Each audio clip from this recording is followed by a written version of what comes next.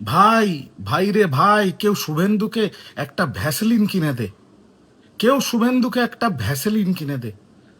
ওর এত জ্বালা শরীরে, ওর এত জ্বালা শরীরে, মানে মমতা বন্দ্যোপাধ্যায় মুখ দিয়ে একটা শব্দ বার করলেই শুভেন্দুর শরীরটা চিড়বিড় চিড়বিড় করে ওঠে। মানে মমতা বন্দ্যোপাধ্যায় যদি সকালবেলা উঠে এক কাপ চা খান, আগামীকাল শুভেন্দু বলবে চা খাওয়া শরীরের জন্য হানিকারক। মমতা বন্দ্যোপাধ্যায় বাড়িতে কালী পুজো করেন, এই সময় আসতে চলেছে যে শুভেন্দু অধিকারী বলবে আমরা মা কালীকে বিশ্বাস করি না। মানে মমতা বন্দ্যোপাধ্যায় যা বলবেন, সেটা যুগান্তকারী হোক, সেটা জনমুখী হোক, সেটা মানুষের স্বার্থে হোক, তাকে বিরোধিতা করতেই হবে। আরে শুভেন্দু অধিকারী বিরোধী দলনেতা মানে এই নয় যে মমতা ব্যানার্জি যা বলবে তারই বিরোধিতা করতে হবে। মানে মমতা ব্যানার্জি যদি বলে এই দেখুন আজকে সূর্য উঠেছে, শুভেন্দু অধিকারী বলবেন না এখন রাত 12টা বাজে। কেন বলছি এত কথা? শুভেন্দুর একটা ছোট্ট বক্তব্য, একটা ভিডিও দেখুন, তারপর বিস্তারিত আসছে। দেখুন ভিডিওটা দেখুন। Master degree graduate, B Ed basic শিক্ষিত বেকার যুবক যুবতীদের চাকরির দরজাটাকে একদম ক্লোজ করে দেওয়া, কারণ এই অন্তর্বর্তী বাজেটে চাকরির কোনো শব্দ নেই। 10 লক্ষ ভ্যাকেন্সি পূরণের কোনো রোডম্যাপ বরাদ্দ নেই। ভাতার একটা প্রতিশ্রুতি ছিল, কবে?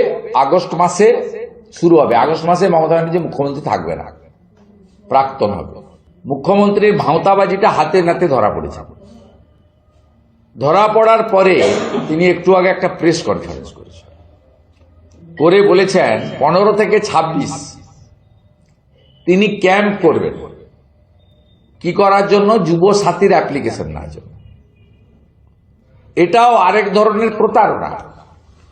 দৈনিক 50 টাকা একটা graduate, honours, master degree, B Ed, basic, PTTI, vocational, ITI, মাধ্যমিক উচ্চ মাধ্যমিক পাসের কাছে এসে কমপ্লিটলি মকারি। দেখলেন তো ভিডিওটা? মমতা বন্দ্যোপাধ্যায়ের মস্তিষ্ক প্রসূত এরকম বহু প্রকল্প আছে যেগুলো বিশ্বের দরবারে প্রতিষ্ঠিত। কন্যাশ্রী, লক্ষ্মীর ভাণ্ডার, রূপশ্রী, স্বাস্থ্যসাথী, সবুজ সাথী, আরো প্রচুর প্রকল্প আছে, কিন্তু এই 5টা সারা বিশ্বে প্রতিষ্ঠিত। এত যুগান্তকারী ঐতিহাসিক জনমুখী প্রকল্প এগুলো। ঠিক একইভাবে মমতা বন্দ্যোপাধ্যায় একটা নতুন প্রকল্প শুরু করেছেন, যুবসাথী, যে প্রকল্পে 21 থেকে 40 বছর বয়সী বেকার যুবকরা একটা মাসিক 1500 টাকা করে ভাতা পাবেন 5 বছর চাকরি খোঁজার জন্য। এটা তাদের মাইনে নয়, তাদের জীবন জীবিকার জন্য স্যালারি নয়, এটা একটা ভাতা। যে ছেলেপুলেরা চাকরি বাকরি খুঁজছে পাশ করে, তাদেরকে একটা অ্যাসিস্ট্যান্স দেওয়া।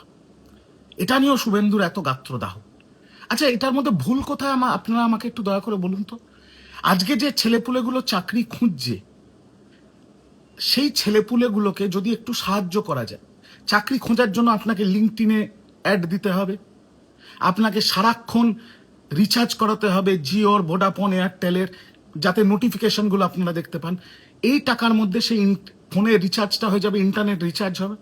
এবার ধরুন চাকরি, সরকারি বা বেসরকারি কোথাও থেকে যদি আপনার একটা কল আসে, আপনাকে ইন্টারভিউ দিতে যেতে হবে। ইন্টারভিউ দেওয়া মানেই তো এই না যে আপনি চাকরিটা পেয়ে গেলেন। তার বাস ভাড়া, অটো ভাড়া, রিক্সা ভাড়া, টোটো ভাড়া, ট্রেনের ভাড়া, ট্যাক্সি ভাড়া, র্যাপিডো ভাড়া, এখান থেকে তো সেই খরচাটা দেয়া যাবে।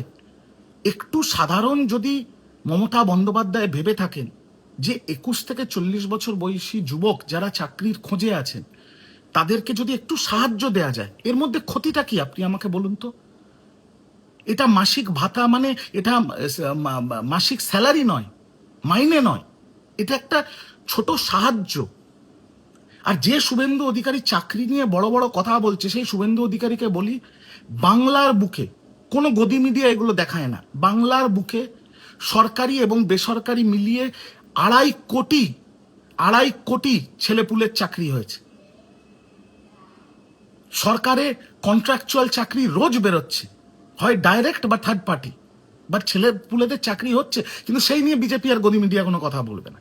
আর যে শুভেন্দু অধিকারী চাকরি করে এত লাফাচ্ছে, আমার শুভেন্দু অধিকারী একটা প্রশ্ন, আপনি বাংলার বিরোধী দলনেতা, আপনি নিজের মুখে বলেছেন আপনি মোদির বাচ্চা, তাহলে আপনার কথার সূত্র ধরে আপনার স্বঘোষিত বাবা নরেন্দ্র মোদী 2014 সালে যখন দেশের ক্ষমতায় আসে, তখন পার্লামেন্টে দাঁড়িয়ে, সংসদে দাঁড়িয়ে নরেন্দ্র মোদী বলেছিল প্রতি বছর 2 কোটি চাকরি দেবো। হ্যাঁ না না, 2 কোটি চাকরি দেবো। তার মানে 2014 আর আজকে 2026, 12 বছর, 12 বছরে 24 কোটি চাকরি হয়েছে। হয়েছে? ফার্স্ট প্রশ্ন আমার, হয়েছে শুভেন্দু অধিকারী 24 কোটি চাকরি? এই ঢপবাজিগুলো বন্ধ করুন। আপনি তো বাংলার বিরোধী দলনেতা, আপনি বাংলার বিরোধী দলনেতা, আপনি যে দলটা করেন সেই দল ভারতবর্ষের ক্ষমতায় আছে বিগত 12 বছর। তার সাথে আপনি নন্দীগ্রামের বিধায়ক, আমি রিজু দত্ত, অভিষেক বন্দ্যোপাধ্যায় সেবাশ্রয়ের ইনচার্জ ছিলাম, আমি 27 দিন নন্দীগ্রামে কাটিয়েছি। আপনি নন্দীগ্রামের একটা ছেলে বা একটা মেয়েকে, যে বিধানসভার আপনি বিধায়ক, আপনি বিরোধী দলনেতা, একটা নন্দীগ্রামের ছেলে বা মেয়েকে কেন্দ্র সরকারি চাকরি করিয়ে দিয়েছেন? করিয়েছেন? হ্যাঁ না না, বাপের বেটা হলে জবাব দিন। করিয়েছেন? যদি প্রমাণ দিতে পারেন নন্দীগ্রামের একটা ছেলে বা মেয়েকে আপনি কেন্দ্র সরকারি চাকরি দিয়েছেন, আমি রাজনীতি ছেড়ে দেব। যা চাকরি আপনি নন্দীগ্রামে দিয়েছেন সেগুলো আপনি দিয়েছিলেন যখন আপনি তৃণমূল কংগ্রেসে ছিলেন। জলসম্পদের চাকরি, কৃষি দপ্তরে চাকরি, ভূমি দপ্তরে চাকরি, যত চাকরি আপনি দিয়েছেন সব দিয়েছেন আপনি যখন তৃণমূল কংগ্রেসে ছিলেন। আপনি এত নোংরা মানুষ, মমতা বন্দ্যোপাধ্যায় যখন মুখ্যমন্ত্রী আর আপনি যখন সেই তৃণমূল কংগ্রেসের মন্ত্রী, একটা শিবের মন্দিরে আপনি গেস্ট হাউস আর ক্যান্টিন তৈরি করার জন্য 26 লক্ষ টাকা দিয়েছিলেন। সে টাকা মমতা ব্যানার্জি আপনাকে দিয়েছিল। তারপরে আপনি দল বদল করে, বেইমানি করে, গদ্দারি করে মমতা ব্যানার্জির পিঠে ছুরি মেরে আপনি বিজেপি যাওয়ার পরে এখনো ওই মন্দিরের সভাপতি হয়ে আপনি বসে আছেন। কেন? আপনি টাকা দিয়েছেন গেস্ট হাউস বানাতে। কতটা নির্লজ্জ! শুধু তাই নয়, যারা সিপিএম এর হারমাদদের বিরুদ্ধে নিজেদের জমি রক্ষা করতে গিয়ে নন্দীগ্রামে যারা শহীদ হয়েছিল, সেই শহীদ পরিবার আপনাকে মহাশ্বেতা দেবী টাকা দিয়েছিল শহীদ বেদি তৈরি করার জন্য। সেই টাকা দিয়ে আপনি শহীদ বেদি তৈরি করেছেন, এখন আপনি বলছেন ওটা আপনার পৈতৃক সম্পত্তি। আর যে সিপিএম এর হারমাদরা সেই দিন নন্দীগ্রামের মানুষকে গুলি করে খুন করেছিল, শহীদ করেছিল, তাদেরকে আপনি গাড়িতে কনভয় করে কেন্দ্র রক্ষা বাহিনী মানে সেন্ট্রাল ফোর্স নিয়ে, সিকিউরিটি দিয়ে, তাদেরকে দিয়ে আপনি শহীদ বেদিতে মাল্যদান করাচ্ছেন। আপনার মতো গদ্দার, আপনার মতো বেঈমান, আপনার মতো মিথ্যেবাদী এই বাংলায় আর দুটো জন্ম নেয়নি। নন্দীগ্রামের মানুষ কিন্তু বুঝে গেছে। আমি আপনাকে চ্যালেঞ্জ করছি শুভেন্দু অধিকারী, শ্বেতপত্র প্রকাশ করুন। আপনি কটা চাকরি দিয়েছেন? কেন্দ্রীয় চাকরি, সেন্ট্রাল গভর্নমেন্ট চাকরি আপনি কটা দিয়েছেন নন্দীগ্রামের মানুষকে? বা বাংলার বিজেপির কোন সমর্থক, কোন কর্মীকে দেখাতে পারবেন? আপনার নেতারা এইমস কল্যাণীতে মালের বিনিময়ে কন্ট্রাকচুয়ালে ছেলে ঢোকাচ্ছে, প্রচুর প্রমাণ আছে, পুলিশ কেসও হয়েছে, তদন্তও হচ্ছে। লজ্জা করে না বড় বড় কথা বলতে? আপনারা কেন্দ্র সরকারে আছে, আগে ভারতবর্ষ জুড়ে সবচেয়ে বেশি চাকরি হতো রেলে, সেই রেলের বাজেট আপনারা তুলে দিয়েছেন, 70,000 পদ বিলুপ্ত করে দিয়েছেন, রেলে কোনো চাকরি হয় না। সেল, ভেল, ইন্ডিয়া পোস্ট, কোথাও কোনো চাকরি নেই। 40 বছরের সর্বোচ্চ বেকারত্ব চলছে দেশে, ভারতবর্ষে। আপনি যে দল করেন সেই দল ক্ষমতায় আছে, বড় বড় কথা মমতা ব্যানার্জি আর পশ্চিমবঙ্গকে নিয়ে, বড় বড় কথা। শুনুন শুভেন্দু অধিকারী, বাংলায় একটা কথা আছে, যারা কাঁচের ঘরে থাকে তাদের অন্যদের ঢিল মারতে নেই।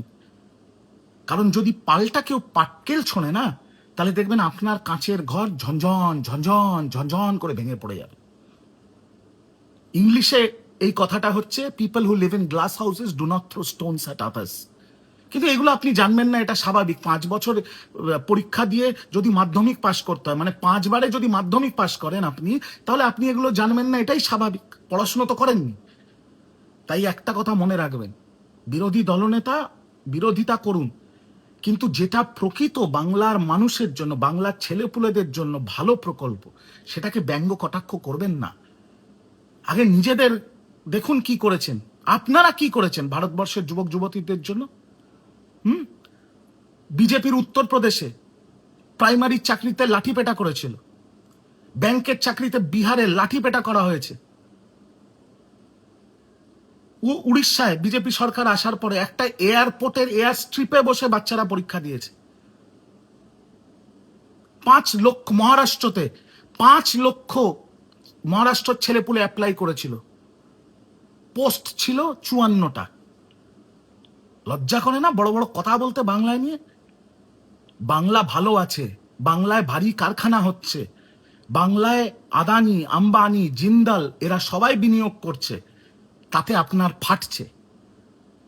কিন্তু একটা জিনিস মনে রাখবেন, যে ইয়াং ছেলেরা যাদের বয়স 21 থেকে 40-এর মধ্যে, যারা ডিগ্রি করে চাকরির খোঁজ করছে, যারা রোজ সিভি আপলোড করছে, যারা রোজ বাসে, ট্রামে, অটোতে, টোটোতে, র্যাপিডো করে গিয়ে ইন্টারভিউ দিচ্ছে, তাদের সেই টাকাগুলো কিন্তু আজকের দিন অবধি তাদের মা বাবার পকেট থেকে বা নিজের সামান্য সঞ্চয় থেকে খরচা করতে হয়।